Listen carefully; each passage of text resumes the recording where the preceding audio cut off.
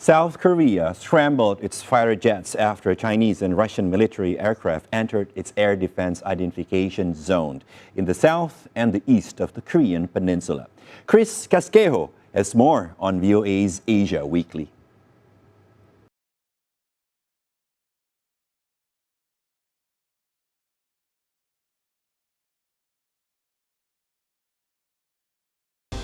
Close encounters in the air and on the sea highlight U.S.-China tensions in the Indo-Pacific region.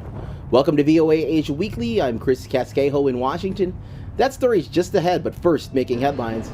Chinese research on some key military technologies is so advanced that the United States and its key allies may never be able to catch up, according to a new analysis from an Australian think tank.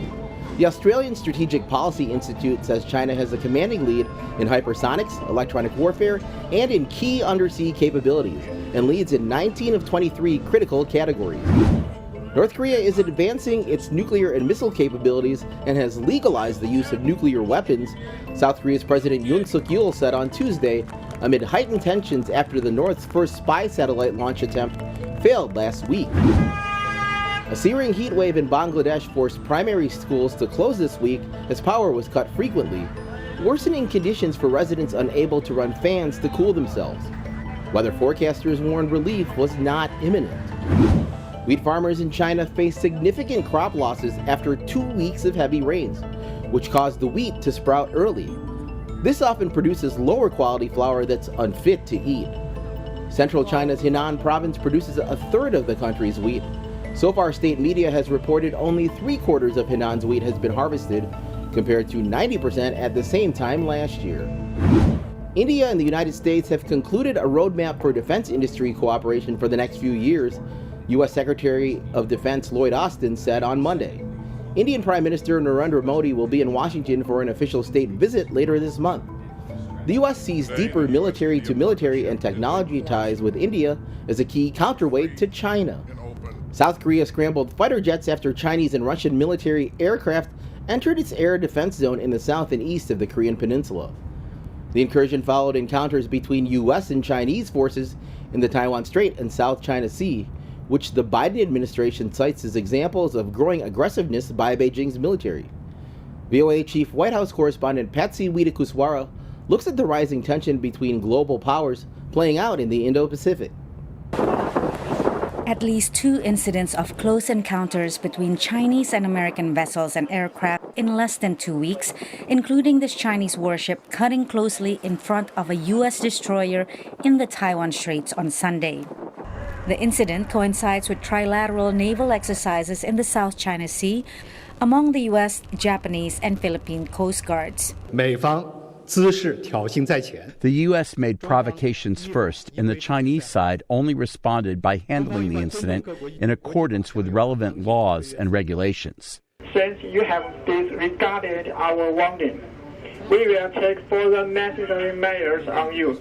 Encounters between Chinese and other nations' vessels, such as the Philippines, have increased in recent years, along with Beijing's military activity in the region. The U.S. is also adopting a more muscular approach, ramping up drills with allies in the region. Beijing considers these provocations, leading to even more incidents that could easily escalate into conflict. It's part of a new and disturbing norm, particularly given the fact that there's limited communication between high-level defense officials in the United States and China. The White House denies it's partly to blame and says it's trying to talk to Beijing. We're working on this very, very hard, and the president's confident that we'll be able to get back to the spirit of Bali between the PRC and the United States. At the annual Shangri-La Dialogue in Singapore last week, Beijing declined Washington's request for a face-to-face meeting between Defense Secretary Lloyd Austin and his Chinese counterpart Li Shangfu, due to sanctions on Li that have not been lifted by the administration.